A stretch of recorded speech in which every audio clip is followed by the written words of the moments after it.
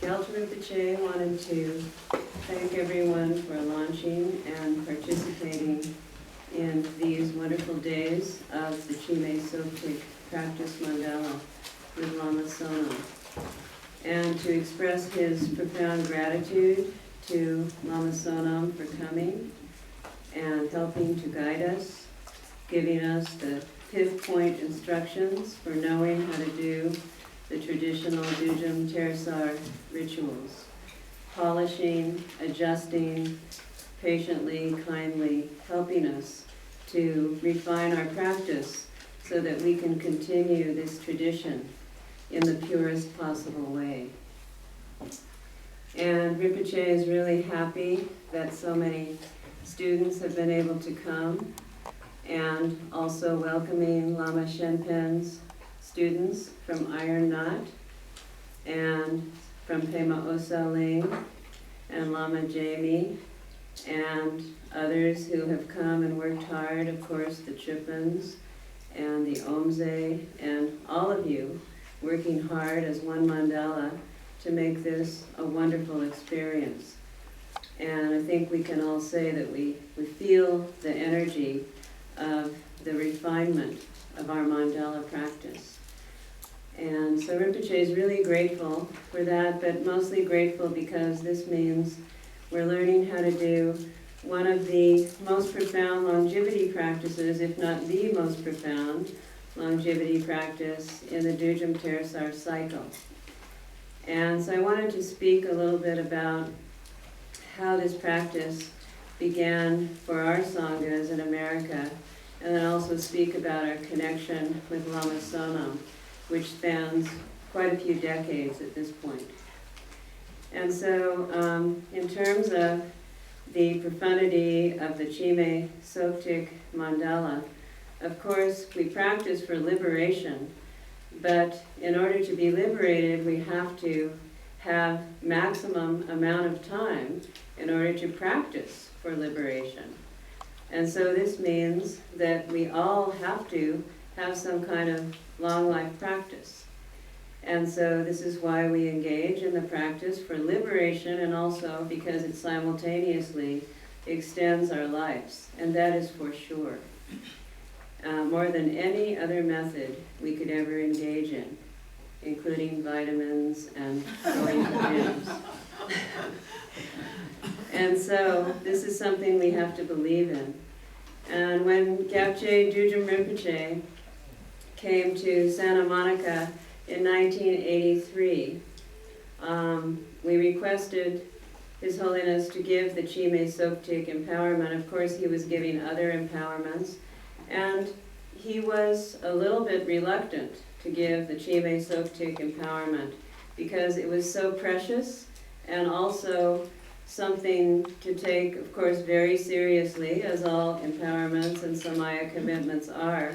But he required each one of us, if we were going to take this empowerment, to commit to doing the short gyun care, at least, the daily sadhana, which we've been doing here, and we did it today, every single day for the rest of our lives. And so that was the samaya that was taken. And so that began the practice of the students of Dujum Rinpoche and Gyaltsen Rinpoche doing the Chimed Sog Thig practice. And over the years, of course, this continued. Some years later, when Shenpen Dawa Rinpoche came here to Tashi Chöling, we had a Chimed Sog Thig little practice retreat. And at that time, and Shenpen Rinpoche taught about different parts of doing the practice, and of course His Holiness taught in Los Angeles aspects of the practice as well. And Gyaltsen Rinpoche has taught this practice quite a few times over the years. But during this retreat with Shenpen Rinpoche, we had auspicious signs such as flower-like snowflakes falling in the middle of the practice. And I heard that yesterday, around noon, there were also flower-like snowflakes falling. And so that was very auspicious. But to learn more about how to do the practice in terms of teachings, there are some booklets available through the Vimala archives on Gyaltsen Rinpoche's teachings of the Chimed Sog Thig. Now, Gyaltsen Rinpoche always had a close connection, of course, with Gyaltsen Dujum Rinpoche, his root guru, and the Sangyam Kusho, who would watch over Rinpoche's health and from time to time call, saying she had had a dream and Rinpoche needed to do Chimed Sog Thig Retreat. And so when this came as a very urgent message, then I believe that was the first time that Lama Sonam came here to Tashi Chöling. It was in the 1980s, and he came with Chokduk Rinpoche. And it was snowing, and they helped to put Rinpoche in retreat up on the 3rd floor. And I think we have archive footage to prove that. You might not recognize Lama Sonam because he looked different. I don't mean younger, but his hair was really different.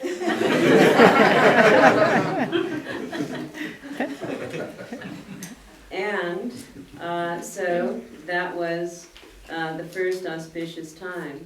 And then since then, Gyaltsen Rinpoche has made several Chimed Sog Thig retreats, and this, of course, is one of his important practices. And so that's also why Rinpoche is very delighted to launch the more extensive version of knowing how to do the practice.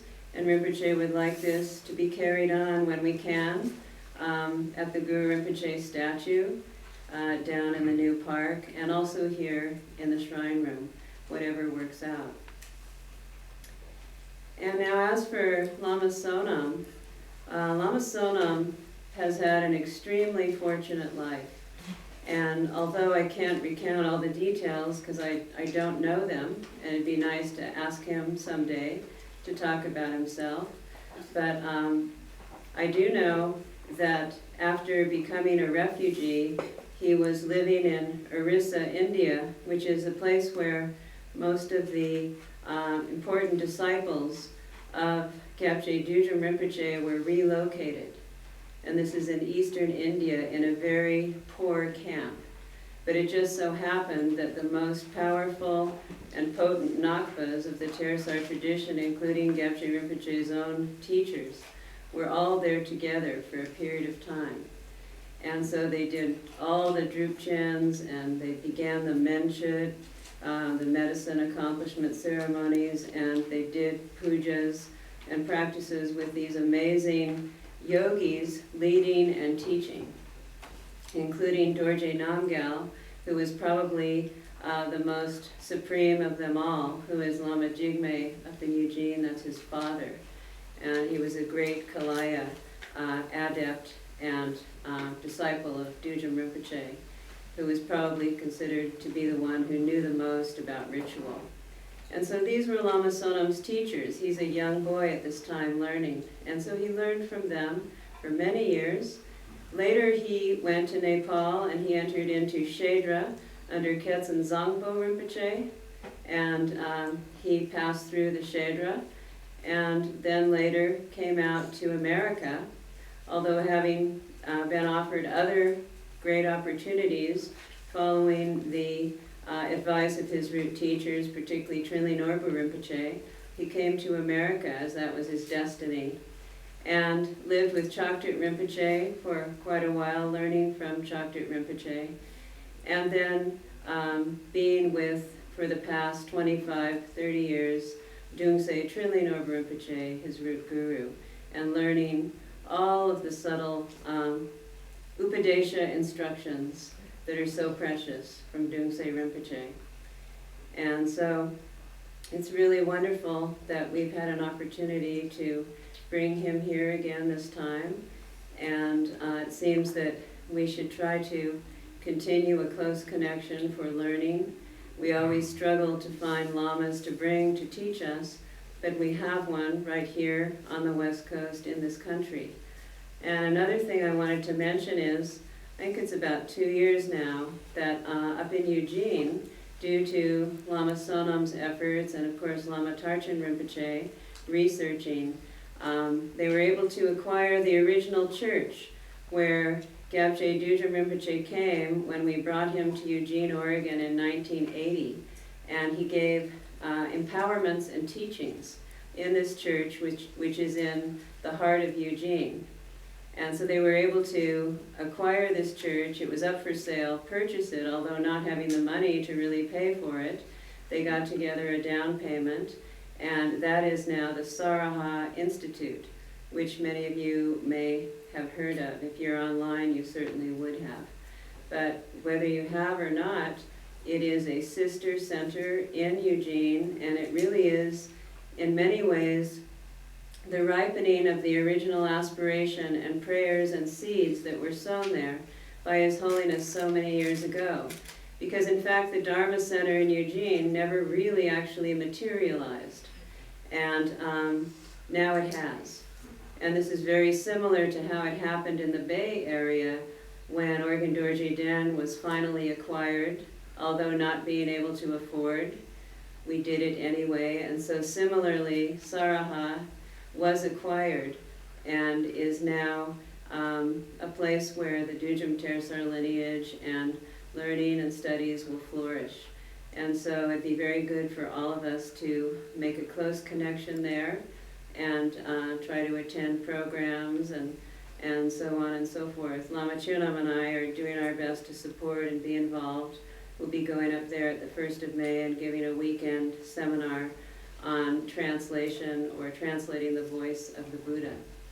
And so Gyaltsen Rinpoche is very happy about this and hopes that we can collaborate closely with the Saraha Institute and also with Lama Sonam. And if we're really, really fortunate, we pray that we will have an opportunity to together help to invite Düdrim Yangtze Rinpoche to the United States of America. And so if everyone makes that prayer, and through Lama Sonam's hard work and efforts, maybe this is something that will happen in the not too distant future. So thank you very much, Lama Sonam, for everything. If people would like to come up to make offerings, we come up this way.